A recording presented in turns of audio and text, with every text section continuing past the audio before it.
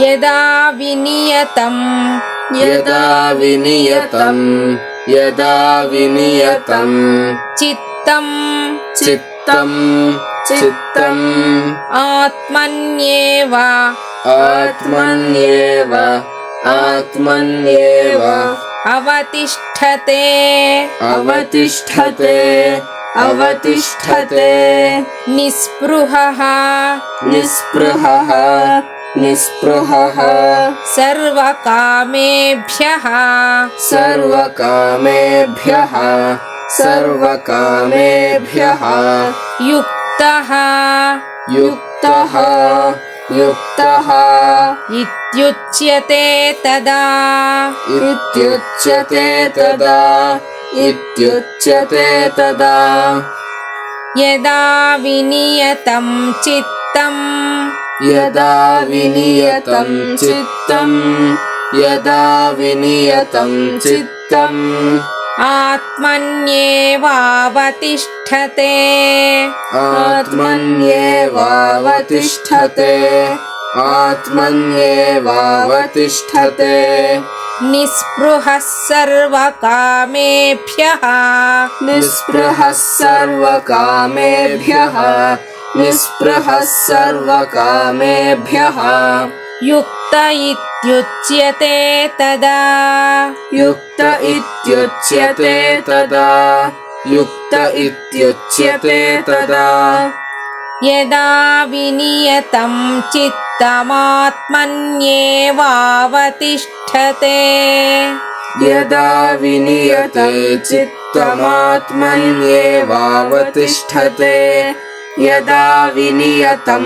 ಚಿತ್ತಮಾತ್ಮನ್ಯೇವಾವತಿಷ್ಠತೆ ನಿಸ್ಪೃಹಃ ಸರ್ವಕಾಮೇಭ್ಯೋ ಯುಕ್ತ ಇತ್ಯುಚ್ಯತೆ ತದಾ ನಿಸ್ಪೃಹಃ ಸರ್ವಕಾಮೇಭ್ಯೋ ಯುಕ್ತ ಇತ್ಯುಚ್ಯತೆ ತದಾ ನಿಸ್ಪೃಹಃ ಸರ್ವಕಾಮೇಭ್ಯೋ ಯುಕ್ತ ಇತ್ಯುಚ್ಯತೆ ತದಾ ಯದಾ ವಿನಿಯತಂ ಚಿತ್ತಮಾತ್ಮನ್ಯೇವಾವತಿಷ್ಠತೆ ನಿಸ್ಪೃಹಃ ಸರ್ವಕಾಮೇಭ್ಯೋ ಯುಕ್ತ ಇತ್ಯುಚ್ಯತೆ ತದಾ ಯದಾ ವಿನಿಯತಂ ಚಿತ್ತಮಾತ್ಮನ್ಯೇವಾವತಿಷ್ಠತೆ ನಿಸ್ಪೃಹಃ ಸರ್ವಕಾಮೇಭ್ಯೋ ಯುಕ್ತ ಇತ್ಯುಚ್ಯತೆ ತದಾ ಯದಾ ವಿನಿಯತಂ ಚಿತ್ತಮಾತ್ಮನ್ಯೇವಾವತಿಷ್ಠತೆ ನಿಸ್ಪೃಹಃ ಸರ್ವಕಾಮೇಭ್ಯೋ ಯುಕ್ತ ಇತ್ಯುಚ್ಯತೆ ತದಾ. ಒಬ್ಬ ಮನುಷ್ಯ ಯಾವಾಗ ಯೋಗಯುಕ್ತ ಅಂತ ಅನ್ನಿಸ್ಕೊತಾನೆ ಅನ್ನೋದನ್ನ ಭಗವಂತ ಹೀಗೆ ಹೇಳ್ತಾನೆ. ಯದಾ ವಿನಿಯತಂ ಚಿತ್ತಮಾತ್ಮನ್ಯೇವಾವತಿಷ್ಠತೆ ನಿಸ್ಪೃಹ ಸರ್ವಕಾಮೇಭ್ಯೋ ಯುಕ್ತ ಇತ್ಯುಚ್ಯತೆ ಸದಾ.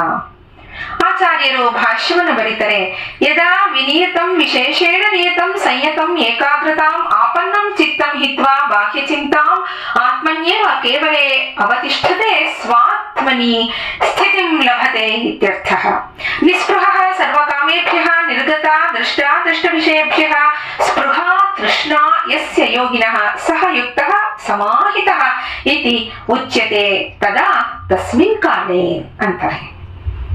ಯಾವಾಗ ವಿನಿಯತವಾದ ಅಂದ್ರೆ ವಿಶೇಷವಾಗಿ ನಿಯತವಾಗಿ ಬಿಗಿ ಹಿಡಿಯಲ್ಪಟ್ಟು ಏಕಾಗ್ರತೆಯನ್ನ ಹೊಂದಿದ ಚಿತ್ತ ಹೊರಗಿನ ಯೋಚನೆಯನ್ನ ಬಿಟ್ಟು ಆತ್ಮನಲ್ಲೇ ನಿಲುಗಡೆಯನ್ನ ಪಡ್ಕೊಳತ್ತೋ.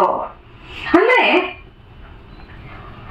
ವಿಶೇಷವಾಗಿ ನಿಯತವಾಗಿ ಬಿಗಿ ಹಿಡಿಯಲ್ಪಟ್ಟು ಅಂದ್ರೆ ಸದಾ ಆ ಇಂದ್ರಿಯಗಳು ಏನು ಚಾಪಲ್ಯತೆಗಳನ್ನ ತೋರ್ಪಡಿಸತ್ತೋ ಅದನ್ನೆಲ್ಲ ಇಂದ್ರಿಯಗಳನ್ನೆಲ್ಲ ಬಿಗಿ ಹಿಡಿದು ಅದರ ಹೊರಗಿನ ಯೋಚನೆಯನ್ನೇ ಬಿಟ್ಟು ಬಿಡೋದು. ಮನಸ್ಸು ಏನ್ ಹೇಳುತ್ತೆ ಒಂದೊಂದು ಕ್ಷಣಕ್ಕೆ ಒಂದೊಂದು ಸಾರಿ ಏನೇನೋ ಹೇಳ್ತಾ ಹೋಗುತ್ತೆ ಮನಸ್ಸು. ಅದನ್ನ ಬಿಗಿ ಹಿಡ್ಕೊಳ್ಳೋದು, ಹೊರಗಿನ ಯೋಚನೆಯನ್ನ ಬಿಟ್ಟು ಬಿಡೋದು, ಅದು ಆತ್ಮನಲ್ಲೇ ನಿಲುಗಡೆಯನ್ನ ಪಡ್ಕೊಳ್ಳುತ್ತೆ. ಆಗ ಆ ಚಿತ್ತ ಯಾವಾಗ ಆತ ಸರ್ವಕಾಮಗಳಲ್ಲೂ ನಿಸ್ಪೃಹನಾಗಿರ್ತಾನೋ ಅಂದ್ರೆ ಎಲ್ಲ ಯಾವ ಕೆಲಸ ಮಾಡಿದ್ರೂ ಅದರಲ್ಲಿ ಅವನಿಗೆ ಬಯಕೆ ಇಲ್ಲ. ಸ್ಪೃಹ ಅಂದ್ರೆ ಬಯಕೆ ಅನ್ನೋದೇ ಇರೋದಿಲ್ಲ. ನಾವೇನಾದ್ರು ಒಂದು ಕೆಲಸ ಮಾಡ್ತೀವಿ ಅಂದ್ರೆ ಅದರದ ಫಲವನ್ನ ಆಲೋಚನೆ ಮಾಡ್ಕೋತೀವಿ, ಆ ಕೆಲಸವನ್ನ ಮಾಡಬೇಕು ಅಂತ ಬಯಸ್ತೀವಿ. ಹಾಗೆ ಈ ಲೋಕದಲ್ಲಿ ಕಂಡಿರೋ ಹಾಗೆ ಕಾಣದಿರೋದು ಅಂದ್ರೆ ಮುಂದೆ ಹೋಗುವಂತ ಪರಲೋಕದ ವಿಷಯಗಳಿಂದ ಯಾವ ಯೋಗಿಯ ಸ್ಪೃಹೆ ಅಂದ್ರೆ ಬಯಕೆ ತೊಲಗಿರತ್ತೋ ಅಂಥವನನ್ನೇ ನಿಜವಾದ ಯೋಗಿ ಅಂತ ಕರೆಯೋದು ಅಂತಾನೆ ಭಗವಂತ. ಮನಸ್ಸಾಗಿಯೇ ಉಳಿದಿರೋರಿಗೆ ನಿಜವಾದ ಸಮಾಧಿ ಇರೋದಿಲ್ಲ. ಆತ್ಮನೇ ಆಗ್ಬಿಡ್ಬೇಕು ಅಂತ ಅರ್ಥ. ಈ ರೀತಿಯಾಗಿ ಯಾವನು ಇರ್ತಾನೋ ಅವನೇ ಯುಕ್ತ ಅಂತ ಅನ್ನಿಸ್ಕೊಡೋದು ಅಂತಾನೆ.